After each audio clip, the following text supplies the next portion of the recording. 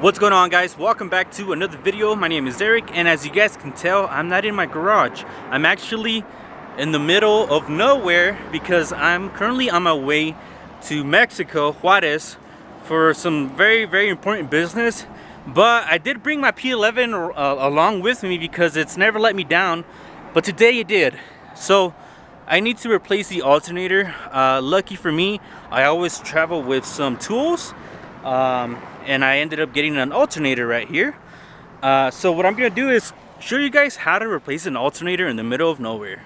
What's up, guys? So I'm actually gonna interrupt the video here because I actually found a quicker way to remove the alternator on the P11s and P15s. So I'm going to pop up a little diagram of the owner's manual and the instructions that it calls for. Also, I'm going to throw up a diagram of what I had to do to remove this alternator out of the way. So when you are at the alternator, there is a long bolt that you're going to have a hard time removing. It's not going to come out because it's too long and it's going to hit the firewall or the frame of the vehicle. What you'll do is once you remove the tension off of the belt and you have your belt off of the alternator, your alternator can go up and down. So what you want to do is bungee cord your alternator to the top so that you can get access to the two bottom nuts.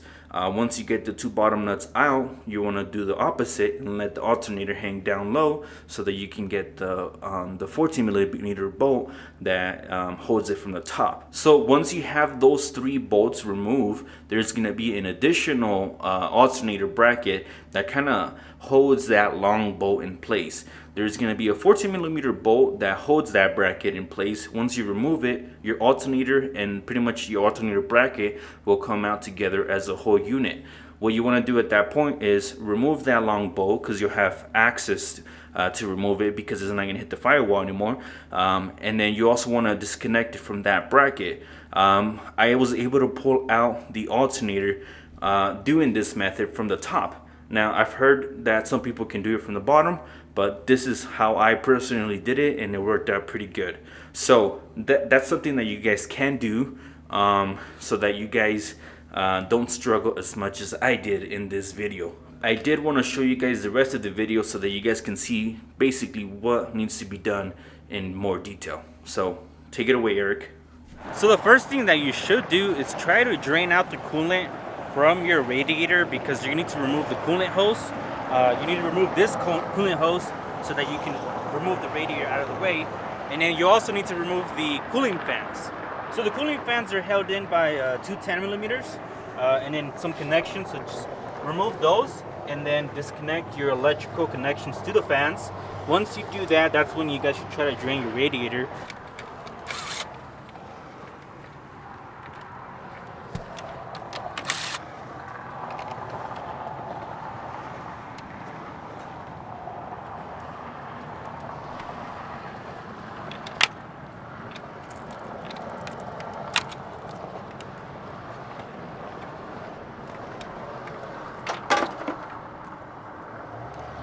So as you guys can tell, the radiator fans won't come out without this hose in the way here, so we have to remove the hose. Since I didn't have any screwdrivers or a catch pan, I decided to buy some stuff here at AutoZone.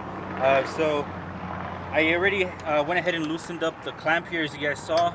So what I'm going to do now is go underneath, remove the drain plug on the radiator, and then catch all the coolant here in the bucket. And then once I do that, I'm gonna go ahead and disconnect the hose and pull the radiator fans out. The radiator drain plug is right here. So we're just gonna go ahead and loosen it up. It's gonna be extremely hot, so just be careful and then have your catch pan here ready. And then usually you can crack these loose just to let some coolant out. You don't need to drain it all the way out. You'll start seeing when it starts kind of like, you know, pouring out, just like how you see right here. Or I guess we'll just let it all out. Now, as you guys can see, it's not coming out a lot, and it's very slow. So what you need to do is remove your radiator cap, and then the coolant will come out of here. The only thing is, since it's extremely hot, I don't want to do that just yet. So I'm just going to let it drain slowly for now. While that's draining, I'm going to remove the hose here. It's extremely hot as well, so just be careful.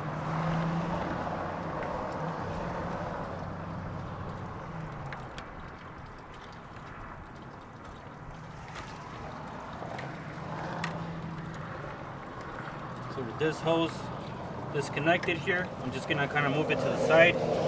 Once you move that to the side, you'll have enough wiggle room to remove your radiator fans here out of the way.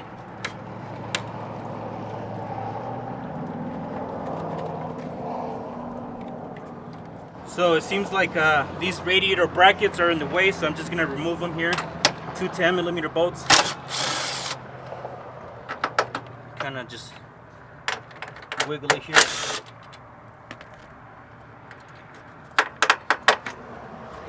There we go. Set those off to the side.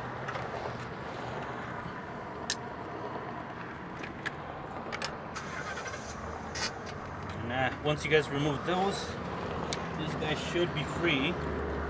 Except I have an automatic, so I have a transmission line that runs to it. So just gonna disconnect that from here.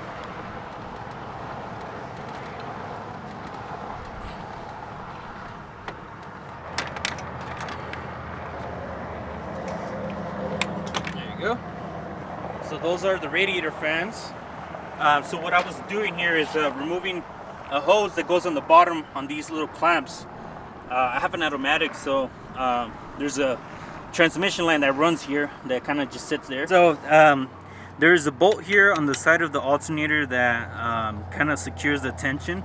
So what you gotta do first is loosen it up. You don't remove it all the way, so just crack it loose here. And this is a 12mm if I didn't say so already. So we just want to crack it loose. Don't remove it all the way. So just like that. Now this other one is going to allow you to move your alternator up and down.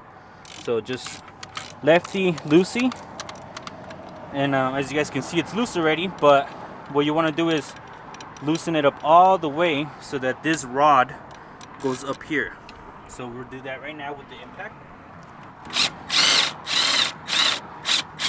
You guys can see that the alternator didn't move, and that's because the alternator is probably caked on there with all the grease and oil that falls on it. So sometimes you gotta just tap it with the hammer to get it moving. Alright guys, so if your alternator doesn't want to move down, go ahead and get a flathead or something and hit it with a hammer to push down on this rod, and that will release the tension off the belt. So as you guys can see, my belt is already off. But now, more importantly, there is another fastener right there in the bottom that you guys are gonna see that is covered up in oil. I'm gonna just remove some of that oil. So it's right there.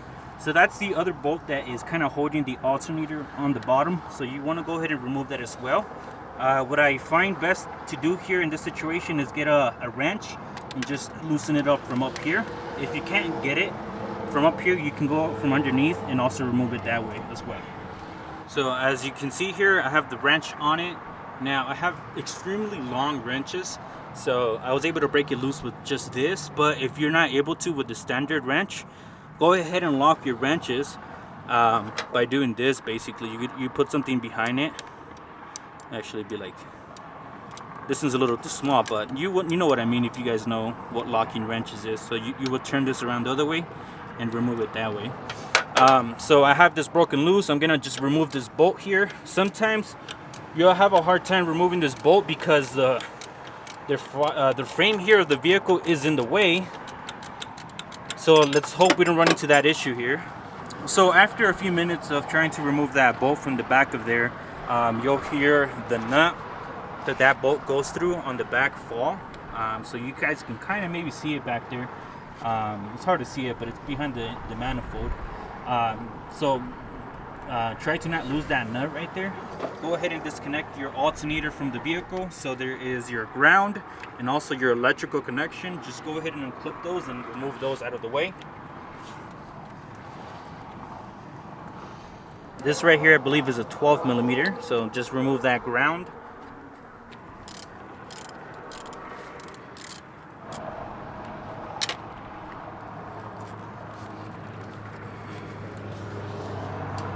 Go ahead and remove the other bolt that I told you guys to just break loose. remove that bolt out of the way so that your alternator can kind of pivot to the side. 3 hours later. Alright guys, it has been a pain in the ass later, but I finally got the freaking alternator out of the vehicle. Now let me show you guys what I did to get that freaking alternator out of the way. So pretend like your alternator is in here in the middle, right? So the alternator ears are right here. This is your bracket where your alternator kind of sits on. So what I had to do was, first of all, I had to drop the AC compressor by removing 4 of these bolts here. These are 14 millimeters. Once I did that, I was able to kind of get access to these brackets right here. So this first bracket is the one where this longer bolt goes through it. You have to remove the 2 14 millimeter nuts on the bottom and the 1 14 millimeter on top. In order to do that, you have to pivot the alternator back and forth so that you can get these guys out. Once I was able to get these guys out, it gave me enough play to get the bolt that holds this bracket from the underneath here. This is also, I believe, a 14 or 12 millimeter. I can't really remember off the top of my head. But once I was able to remove all of that, I was able to push all of this out as a unit, and I was able to get the AC, I was able to get the alternator out that way. So that's how I was able to do it without removing the engine mount. And you guys can see here, my good light kind of died, but I was able to do all that. The engine mount is still attached here. But I basically have a lot of space here in the bottom where I was able to remove the alternator from. So now the tricky part is putting everything back together. I'm running out of time, so I'm not going to record that for you guys because I actually have to be in Mexico like yesterday. So let me go ahead and put everything back together, and then I'm going to go ahead and get on the road. So it's the next day, guys, and I'm happy to say that I was able to make it to my hotel here in Juarez, Mexico. I installed the alternator. It was a pain in the ass, but I finally got it installed. As you guys can see, the engine bay is a mess. I didn't have any gloves, so I just was touching all over the place. But since the alternator did blow up, it actually broke the fuse right here, and as you guys can see, I had to put 2 pennies in there to kind of merge the connection. I did buy another fuse right here. I don't know if it's the exact same thing, but it's a 100 amp fuse that blew. I think it's the alternator battery fuse. So I did put a paper clip on there, but it just kind of broke it apart. The current that is passing through there is too much. But the pennies, 2 pennies did manage to get me to the hotel here. So that's been holding fine, but I would want to install this fuse here to see if this works. I don't have any pliers on me, so I'm probably gonna wait until I get to the hotel and see if I can put this in there and fix it. But that's pretty much gonna be it for this video. I hope you guys found it entertaining. It's a pain in the ass to do that alternator, so I hope this video helps you guys out, and if it does, make sure to give it a thumbs up. Consider subscribing for more videos like this, and I'll see you guys all in the next one. Peace out.